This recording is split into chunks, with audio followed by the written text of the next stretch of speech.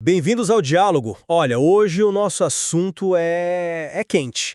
A licença ambiental que o IBAMA deu agora, dia 20 de outubro de 2025, para a Petrobras, para ela pesquisar petróleo lá na margem equatorial. Estamos falando de águas profundas, bem longe, 500 quilômetros da foz do rio Amazonas. Exato. E a questão central, eu acho, será que isso faz sentido? O Brasil que está aí se preparando para sediar a COP30 em Belém, querendo ser um líder climático, faz sentido ir atrás de mais petróleo, justamente ali, numa área que a gente sabe que é tão sensível?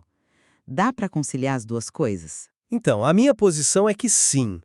Essa licença, ela veio depois de muita análise técnica, sabe? E eu vejo como um passo importante para a nossa segurança energética e também por uma transição bem planejada, né? Já eu vejo de outra forma. Para mim, isso representa um risco ambiental muito grande demais.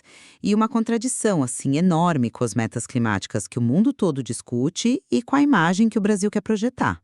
Olha, é importante dizer que essa licença não saiu do nada, né? Foi um processo bem longo, quase 5 anos. O IBAMA foi bem rigoroso, teve o estudo de impacto ambiental, o EAIEMA, aquele que avalia os possíveis danos. Tiveram 3 audiências públicas, mais de 60 reuniões técnicas lá no Pará, no Amapá. Fizeram vistorias e até uma avaliação pré-operacional, a APO, que é tipo um teste prático para ver se o plano de emergência funciona mesmo, sabe? Com mais de 400 pessoas. Lembra que em 2023 eles tinham negado a primeira vez? Lembro sim. Pois é, aí teve muita conversa, a Petrobras teve que melhorar bastante o projeto, principalmente essa questão da resposta a vazamentos, e aí com essas melhorias o IBAMA aprovou o plano. Mas é chave entender, isso é só pesquisa, tá? Para ver se tem petróleo lá, coisa de uns 5 meses. Não é para começar a produzir amanhã. Como o próprio governo e a Petrobras têm dito, se acharem reservas significativas, isso pode abrir uma nova fronteira de energia para o país e até, quem sabe, ajudar a financiar a transição para fontes mais limpas, porque nenhum país vai largar o petróleo de uma vez só. A presidente da Petrobras, a Magda Chambriard, chegou a dizer que foi uma conquista da sociedade. Essa é uma perspectiva, mas a minha visão é bem diferente. Para muita gente, e eu me incluo nisso, principalmente os ambientalistas e observadores internacionais, essa decisão soa como uma enorme contradição. Pensa bem, como que um país que vai receber a COP30, o maior evento de clima do mundo, e que se coloca como um exemplo, aprova a exploração de petróleo numa área como a margem equatorial, tão perto da foz do Amazonas, um ecossistema único? Isso simplesmente não bate com o discurso de urgência climática, de proteger a biodiversidade. O diplomata brasileiro que está cuidando da COP30, o André Corrêa do Lago, ele até tenta argumentar que não é contraditório, mas para muita gente não convence. E essa ideia, sabe, de que a gente precisa explorar mais petróleo para fazer a tal transição justa, quer dizer, mudar para a energia limpa sem prejudicar quem depende do setor, isso me parece um paradoxo. A transição não deveria ser acelerada justamente deixando de procurar mais petróleo, ainda mais em áreas novas e tão sensíveis assim? Mesmo sendo só uma fase de pesquisa agora, ela abre o caminho, né? Abre a porta para uma futura produção com todos os riscos que a gente já conhece numa região que é vital para o equilíbrio do planeta. Eu entendo perfeitamente a preocupação com a área, é claro, é uma área sensível. Mas, veja bem, justamente por isso o processo de licenciamento foi tão exigente. O IBAMA não deu essa licença de qualquer maneira. Eles aprovaram o plano de emergência depois de muita análise, exigiram as melhorias depois daquela primeira recusa. Isso mostra que os riscos foram sim considerados e que se criaram protocolos para mitigar esses riscos, pelo menos nessa fase de pesquisa. A análise técnica foi de fato muito pesada. Olha, sim, eu entendo que houve um processo, mas a minha perspectiva é que, por mais rigoroso que seja o papel, a análise, ele diminui o risco, claro, mas não zera o risco. Nunca zera. E a gente está falando de uma área com correntes marítimas complexas, uma biodiversidade que a gente nem conhece direito ainda. E se acontece um acidente ali? A própria necessidade de ter um plano de emergência tão robusto, com simulação gigante envolvendo centenas de pessoas, isso já não mostra o tamanho do perigo inerente?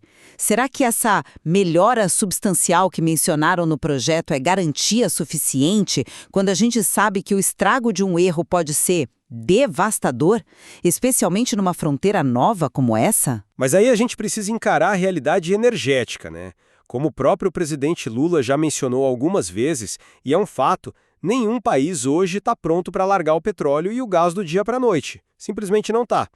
A Petrobras argumenta, e eu acho um ponto válido para se considerar, que confirmar reservas ali pode, primeiro, garantir a segurança energética para o Brasil no futuro e, segundo, quem sabe gerar os recursos necessários para investir ainda mais em energia solar e eólica. É uma questão de pragmatismo também, de pensar nas necessidades concretas do país. Esse ponto do pragmatismo é sempre forte, eu reconheço, mas a gente precisa colocar na balança. E a credibilidade do Brasil como esse líder climático que ele almeja ser. Como fica essa imagem? Gastar recursos enormes procurando mais combustível fóssil em vez de direcionar todo esse esforço, todo esse dinheiro para acelerar de vez as renováveis? Isso manda um sinal muito confuso para o mundo. Ainda mais com a COP30 batendo na porta. Liderança climática, no momento em que a gente está, não deveria ser justamente ter a coragem de dizer não para a exploração em áreas novas e tão delicadas? Essa necessidade do país que você menciona, ela não pode, na minha opinião, passar por cima da responsabilidade global que todos nós temos com o planeta, né? E tem o outro lado também, o do desenvolvimento, que a presidente da Petrobras, a Magda, comentou. Se encontrarem um volume grande de petróleo ali, isso pode sim representar uma oportunidade de crescimento econômico importante para o Brasil, e especialmente para a região norte, que historicamente, sempre precisou de mais investimento, de mais alternativas. Não dá para a gente simplesmente ignorar essa possibilidade de gerar riqueza, gerar emprego. Eu entendo o argumento do desenvolvimento de verdade, mas confesso que ele não me convence totalmente neste caso específico. Para mim, os potenciais ganhos econômicos, que, vamos ser sinceras, nem são garantidos e podem levar muitos anos para se materializar, se é que vão, eles ficam pequenos perto do risco de um desastre ambiental que seria irreparável. E do dano à imagem do Brasil no cenário internacional, que tipo de líder ambiental a gente se pretende ser se ao mesmo tempo em que está organizando a COP, está dando sinal verde para perfurar poços num lugar tão simbólico, tão frágil como esse?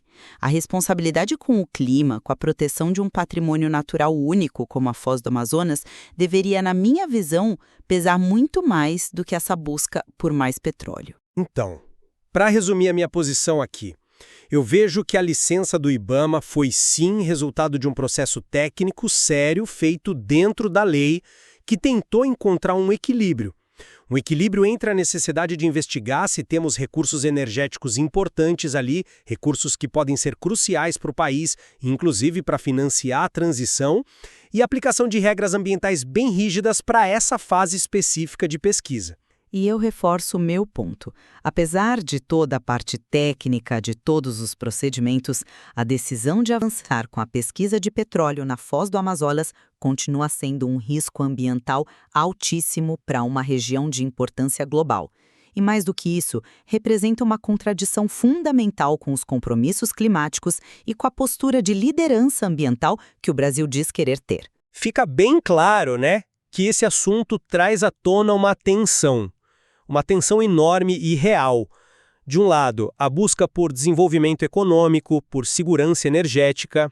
Exato. E do outro, a urgência da crise climática e da necessidade de preservar o meio ambiente. Exatamente. E olhando os fatos, os argumentos que foram colocados, a gente vê que existem pontos fortes dos dois lados.